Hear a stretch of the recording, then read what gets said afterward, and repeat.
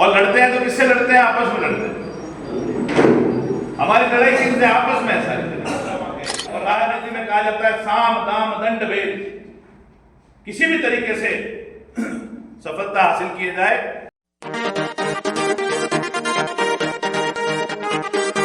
भारत माता की जय।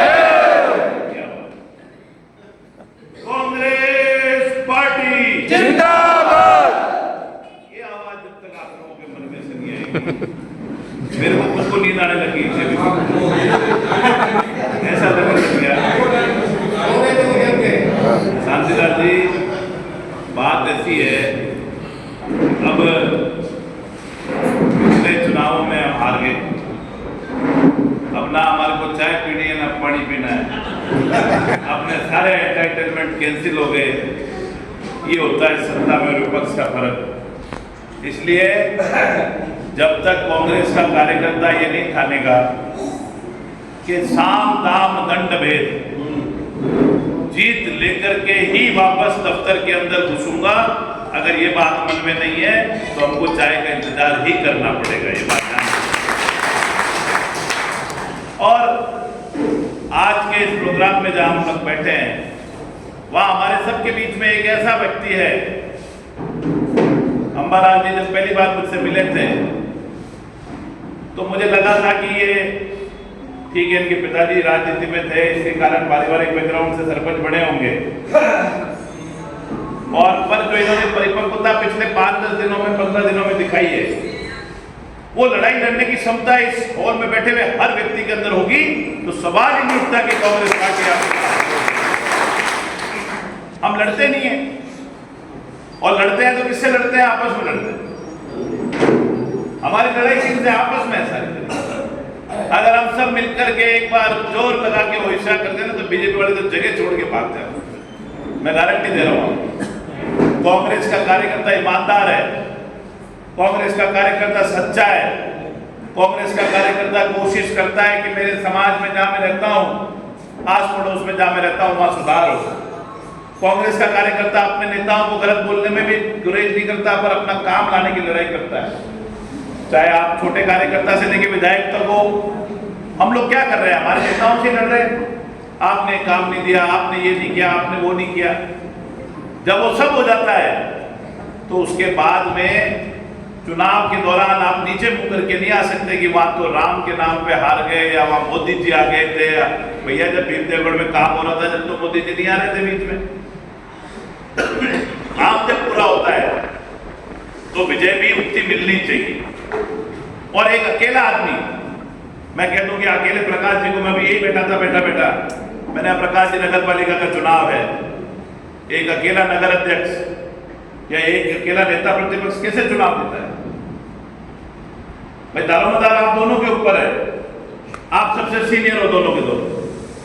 25 की 25 सीटें निकालने की जिम्मेदारी आप लोगों के ऊपर, पर आप अकेले कैसे करोगे? जब तक उसको कलेक्टिव एफर्ट नहीं बनाओगे, उसको एक सामूहिक जिम्मेदारी नहीं बनाएंगे, हम लोगों को जोड़ करके ऐसी कोशिश नहीं करेंगे कि हर वार्ड मोहल्ले में हमारे बारे में हमारा उम्मीदवार तय हो। चाहे विभिन्न जातियों का भी वोटिंग नहीं निकली, मुझे पता है, पर आप एक एससी का, एक ओबीसी का, एक जनरल का, एक आदमी का पैनल बना करके उनको इलाके में सक्रिय कर सकते हो। क्योंकि जो देवगढ़ के चेयरमैन ने जो भट्टा बिठाया देवगढ़ का, उसके बारे में देवगढ़ शहर में किसी को बताने की जरूरत नहीं, बच्चे बच्चे की जुबान पर। जो परिंदों के नाम पर, जो पक्षियों के नाम पर, जो सड़कों के नाम पर मुकेश जी बोलेंगे तो 1 घंटे तक शोभालाल जी के करप्शन खत्म नहीं होगा।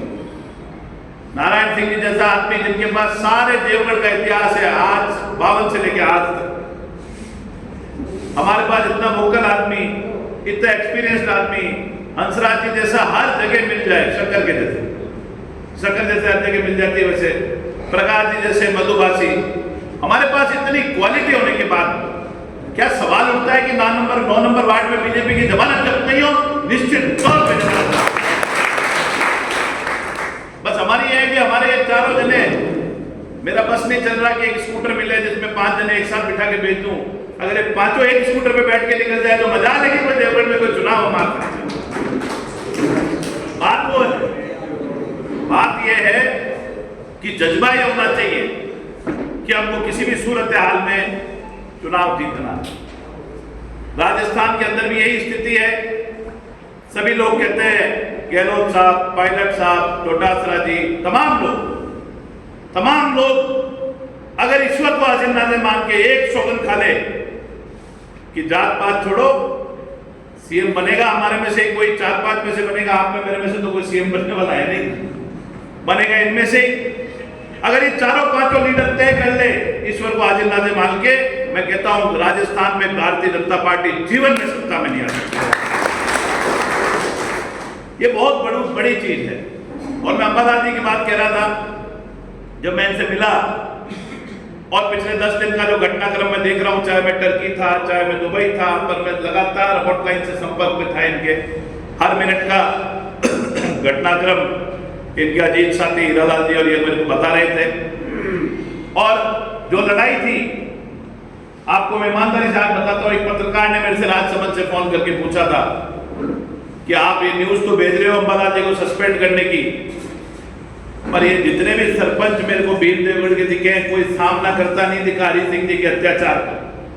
उसने मेरे से स्पष्ट पूछा कि क्या ये सरपंच मुकाबला करेगा इस बेईमानी से भरे हुए राज का? क्या ये सरपंच मुकाबला कर लेगा? शकल सूरत से, पहनावे से और बॉडी से तो नहीं लगता। जब एक पतला दुबला अंबालाल इस राज और हरि सिंह से मुकाबला कर सकता है, तो आप लोग तो ताकतवर हो, इससे तो निश्चित तौर पे जिम्मेदारी आप बैठ करके हमारी एमपी साहिबा का धन्यवाद देना चाहूंगा, विश्वराज सिंह जी का धन्यवाद देना चाहूंगा, जिन्होंने दोनों ने इस घड़ी में हमारी मदद करी।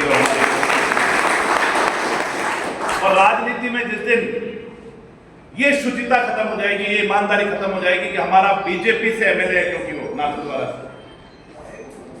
इसलिए कि वो बीजेपी से सांसद है, कोई अगर उन्होंने अच्छा काम किया है तो मैं धन्यवाद देता हूं उनको, हमारी सारी तमाम पार्टी की तरफ से, कि हमारे लीडर को, हमारे पार्टी की विचारधारा वाले एक सरपंच को बहाल कराने में सच्चाई का साथ दिया उन्होंने, कोई गलत काम नहीं किया था, उसके लिए साथ दिया, उनका धन्यवाद देता हूं।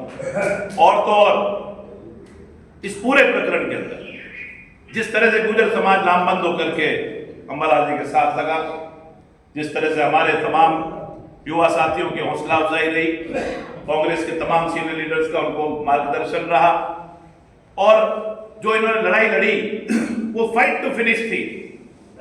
कोई सोच सकता है भारतीय जनता पार्टी का राज हो, नारायण सिंह जी सत्ता हाथ में हो, चौथी बार का विधायक है, कोई पहली बार के विधायक को पटकनी दी कि अंबालाल जी आपने जो धोबी पछाड़ मारा है ना, ये चौथी बार के एमएलए के धोबी पछाड़ मारा है, तो छोटी मोटी चीज।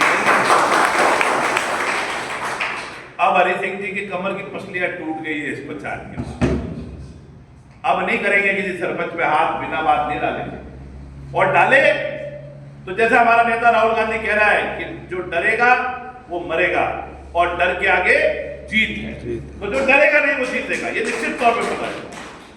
और आपने जो लड़ाई लड़ने में जो मेहनत करी, ताकत लगाई, 15 बार 10 बार जहां जाना था वहां गए, और राजनीति में कहा जाता है साम दाम दंड भेद, किसी भी तरीके से सफलता हासिल की जाए और किसी गलत चीज को नहीं करे बगैर अपनी बात को सही तरह से रखा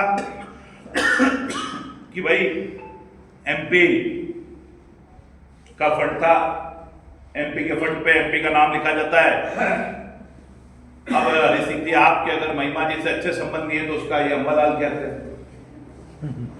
भाई, वो संबंध भी क्या अंबालाल जी के जिम्मे है कि अच्छा बनाने का? तो इसीलिए मौजूदा विधायक महोदय को सोचना चाहिए कि एक सरपंच, उसके लिए आप लिख रहे हो, इससे मुझे तकलीफ हो रही है, चिट्ठी में लिख के दे रहे हो, वो चिट्ठी सार्वजनिक हो जाए तो मुझे जरूर देना कि अगर एक विधायक को जो चौथी बार विधायक बन गया, उसको एक मात्र सरपंच से अगर तकलीफ हो रही है, तो उसकी ताकत का आप अंदाजा लगा सकते हो कि अगर भीम देवगढ़ में सबसे कमजोर पे आदमी है वो हरि सिंह जी। आज पिछला कांग्रेस राज की बात होती है, पूरा राज चला, हम लोगों ने किसी सरपंच के साथ अन्याय नहीं किया। हमने कहा कि हो सकता है सरपंच भाजपा मानसिकता का हो सकता है, होते भी है, और हमारे यहाँ ज्यादातर भाजपा मानसिकता के थे। एक और बात मैं बताना चाहता हूं, तो इस पूरे इलाके में किसी एक सरपंच के खिलाफ, आंसू भाई गवाह है, किसी एक सरपंच के खिलाफ इस कारण से नहीं किया कि मेरा कोई शिलालेख पे नाम नहीं लिख रहा या क्या नहीं कर रहा, और मेरे पे मातेश्वरी कृपा है और आप लोगों का मार्गदर्शन रहा लक्ष्मण सिंह जी ने, और आप लोगों ने हमको राजनीति सिखाई। कोई ऐसा मौका ही नहीं आया कि किसी सरपंच ने मुझे कहा हो कि साहब आपका नाम नहीं लिखेंगे। वो तो आगे होके कहते थे साहब भले हमारे कुछ भी हो, नाम तो आपका ही रहेगा ना शिलालेख के ऊपर। यह हालात रही थी पूरे 5 साल। हमको कहीं संघर्ष नहीं करना पड़ा। जितने तमाम सरपंच आज हरि सिंह जी की चमचागिरी कर रहे हैं, वो सरपंच शिलालेख ले लेके घूम रहे थे। मैंने कभी नहीं कहा कि मेरा नाम लिखो उस पर या मत लिखो, और इतना मुकदमेबाजी करने की नौबत कहां आ रही है। अरे अगर आपका काम अच्छा होगा तो सरपंच कोई भी हो, ज्यादा दूर क्यों जाते हैं। हरि सिंह जी का सगा भांजा जाके देखे हो काला देख के अंदर सारे शिलालेख मेरे लगे हुए, वो भी नहीं कर पाया हैसियत, क्योंकि मनी मन में जान जा भांजा रहे, वो भी जान गया इस बात को कि काम तो सुदर्शन सिंह ला रहा है, कैसे शिलालेख नहीं लिखेंगे। सारी दुनिया भर के काम लाओ तो कोई सरपंच मना नहीं करता हरि सिंह जी, पर आप 2-2 साल तक गायब रहो इलाके से, फोन नहीं उठाओ सरपंच के, फोन नहीं उठाओ किसी के, तो निश्चित तौर पे कौन लिखने वाला है शिलालेख पे नाम। आप नगर पालिका चेयरमैन के तौर पे थे या शोभालाल जी खुद भी नगर पालिका चेयरमैन के तौर पे रहे, कभी ऐसे हमने को नाम लिखाने का संघर्ष करना पड़ा क्या? या हंसराज जी गवाह है, नाम लिखाने का कोई संघर्ष नहीं था। हमने हमारे तरीके से उदयलाल जी के राज में जो भी हमने शिलान्यास कराया, आप लोग सब गवाह थे। ये संघर्ष क्यों होता है? क्योंकि जब आप इलाके में काम नहीं करते और फिर सरपंच से उलझते हो, तो इसीलिए जो लड़ाई अम्बालाल जी ने लड़ी, उस तरह की लड़ाई हम सबको लड़नी पड़ी। इसीलिए आज विशेष तौर पे हमने इनका स्वागत सम्मान किया। इत्तेफाक की बात है कि कल इन्होंने पदभार भी वापस ग्रहण कर लिया, पूरे लोगों के साथ पदभार ग्रहण किया। मैंने जो वीडियोस देखे हैं सोशल मीडिया पे कि भारतीय जनता पार्टी के कार्यकर्ता नेता तक शर्मिंदा हो रहे हैं अपने विधायक के ऊपर कि हमारे विधायक ने ऐसी बेवकूफी क्यों की। और मैं उन लोगों का धन्यवाद दूंगा कि उन्होंने कम से कम 2 साल बाद ही पर उनको समझ में तो आया कि ये चक्कर क्या चल रहा है।